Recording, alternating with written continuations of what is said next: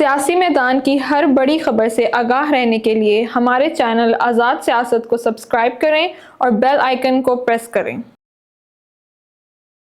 P T I کا آج کا احتجاج، اب جب کہ میں آپ سے گفتگو کر رہا ہوں، ظاہر ہے کہ وہ قافلے مختلف علاقوں سے چلے ہوئے ہیں۔ وہ خبریں جو 2 دنوں سے ملک جن کی زد میں ہے، راستوں کی بندش، اسلام آباد کو مکمل طور پہ بند کیا گیا ہے، ٹرانسپورٹ کی وجہ سے لوگ بہت پریشان ہیں، موٹر ویز بند ہیں، تو اس میں جو عام آدمی ہے وہ تو حیران کھڑا دیکھ رہا ہے کہ وہ تو طاقت کے کسی کھیل کا شریک نہیں ہے۔ وہ تو الیکشن میں ووٹ اس نے جس کو بھی دیا تھا، اب وہ اپنے روزمرہ کی معمول کی زندگی کی طرف لوٹنا چاہتا ہے۔ اور ہمارا جو ایک عام آدمی ہے اس کی زندگی یہ ہے، یعنی کہ ایک عام آدمی جس میں ہوں اور آپ ہیں، یعنی کہ وہ آدمی جو اپنی ذمہ داری پوری طرح سے ادا کرتا ہے، یعنی کہ وہ ٹیکس ادا کرتا ہے، وہ اپنے طور پہ قوانین کی پابندی کرتا ہے، وہ ایک ضابطے میں زندگی گزارتا ہے، اس کے بدلے میں ریاست کی طرف سے اس کو معیاری اس کے بچوں کے لیے تعلیم کی کوئی ضمانت نہیں ہے، اس کے لیے کوئی معیاری صحت کی سہولیات کی کوئی ضمانت نہیں ہے، اس کے لیے روزگار کی کوئی ضمانت نہیں ہے، بے روزگاری کی صورت میں اس کی مدد کا کوئی انتظام موجود نہیں ہے، لا اینڈ آرڈر کوئی مثالی نہیں ہے، تو اس کو جواب میں ملتا ہی کچھ نہیں ہے عام آدمی کو۔ وہ صرف یک طرفہ یعنی اپنا فرض نبھاتا ہے۔ بدلے میں اگر وہ صرف اتنا اس کا تقاضا ہے کہ اس کو اتنی تو سہولت ملنی چاہیے کہ وہ اپنے گھر سے اپنی فیکٹری تک، اپنے گھر سے اپنی دکان تک، اپنے گھر سے روزگار کی تلاش میں، اپنے گھر سے ہسپتال تک اس کو راستہ تو کھلا ملے۔ یعنی وہ بجلی سب سے مہنگی خریدتا ہے لیکن اس کی فراہمی پر اس کا کوئی بس نہیں چلتا۔ بجلی آئے نہ آئے اس کو ایک بل دینا ہے، گیس آئے نہ آئے اس کو ایک بل دینا ہے، یہی صورتحال پانی کی ہے۔ تو وہ یعنی ان تمام حالات میں زندگی گزارنے کے باوجود اپنا روزگار کمانے کے لیے اتنی سہولت تو مانگے گا کہ وہ بس جس کا کرایہ وہ خود دے رہا ہے، ایک اپنے کسی پیارے کے بیمار ہو جانے کی وجہ سے وہ پرائیویٹ کوئی ایمبولینس کو پیسہ دے کر، جیب سے پیسہ دے کر بلاتا ہے ہسپتال جانے کے لیے، تو یہ تو اس کا حق ہے کہ وہ اس کو راستے کھلے ملے جو اس کو نہیں مل رہے۔ نتیجہ یہ ہے کہ آپ اس خاندان کے ٹراما کا اندازہ لگائیں، ان کی اس دکھ کا اندازہ لگائیں جو ان کی نسلوں تک جائے گا، کہ ایک خاندان اپنے کسی پیارے کو لے کر ہسپتال جا رہا تھا اور احتجاج کی وجہ سے راستے بند تھے، اور اس کا جو مریض ہے، اس کا جو پیارا ہے، وہ راستے میں اس نے جان دے دی۔ اس سے بڑا یعنی کیا ظلم ہو سکتا؟ اس خاندان کا کیا قصور تھا؟ تو یہ ہے وہ ظلم جو کہ اس احتجاجی یعنی اس تحریک کے نتیجے میں یا احتجاج کے نتیجے میں اور حکومت کے رد عمل کے نتیجے میں یہ جب صورتیں، تو سب سے زیادہ پرائس یہ لوگ پے کرتے ہیں۔ پارا چنار میں جتنا بڑا سانحہ ہوا، ابھی تک وہاں صورتحال اس کے بارے میں بالکل نہیں آپ کہہ سکتے کہ وہ تسلی بخش۔ باقاعدہ حملے جاری ہیں فوج پر، پولیس پر، لوگوں پر ٹیررزم جاری ہے، اور جس صوبے میں یہ ہو رہا ہے وہاں کی ساری انتظامیہ اور سیاسی قیادت صوبائی، وہ ساری کی ساری اس کا ذکر ہی کوئی نہیں ہے۔ وہ سب کا سب یعنی وہ توجہ اور وسائل، ان کا جو معاملہ ہے وہ اپنے مطالبات سے ہے کہ بانی پی ٹی آئی کو رہا کرنا ہے، عمران خان کو رہا کرنا ہے۔ تو عمران خان کی جو رہائی ہے وہ ان کی ترجیحات میں اس قدر اوپر ہے، جو کہ سیاسی پارٹی ہے، ٹھیک ہے، ان کا لیڈر ہے، لیکن اس کا مطلب یہ تو نہیں ہے کہ باقی تمام قوم ترجیحات میں بالکل ہی نچلے درجہ بندی نیچے چلی جائے۔ کیا علی امین گنڈا پور کی حکومت پر اس کے صوبے کے لوگوں کا حق نہیں ہے؟ کیا صرف اس کے لیڈر کا حق ہے؟ اچھا، اس سے بڑی تشویشناک بات یہ ہے کہ اتنی بڑی تعداد میں جو لوگ یہ اسلام آباد کی طرف جا رہے ہیں،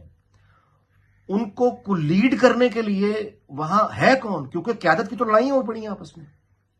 اب جب کہ میں یعنی ابھی تک کی خبریں یہ ہیں، جو باقاعدہ خبر کے ذرائع ہیں، وہ ہمیں بتا رہے ہیں کہ بشرا بی بی کی طبیعت خراب ہوگی، پہلے یہ بتایا گیا،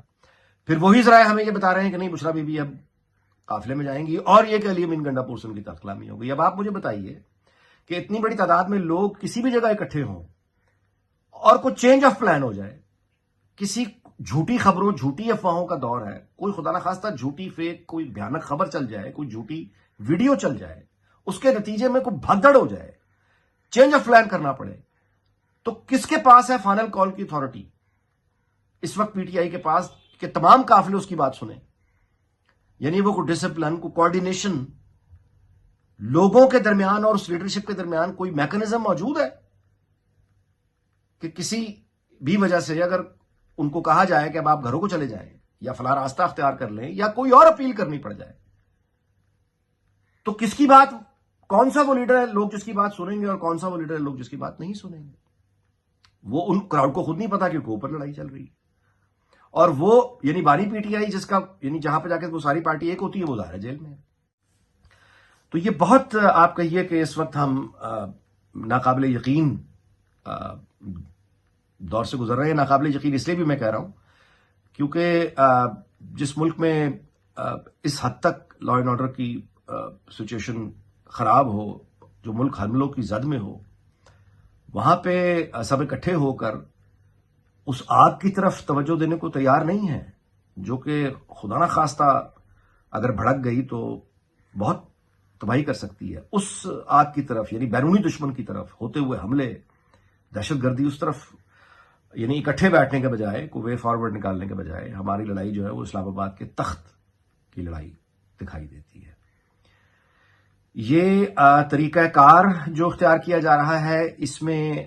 یعنی جو باتیں ہیں وہ کسی بھی ریاست کو پینک کرنے کے لیے، کسی بھی انتظامیہ کو پینک کرنے کے لیے کافی ہیں.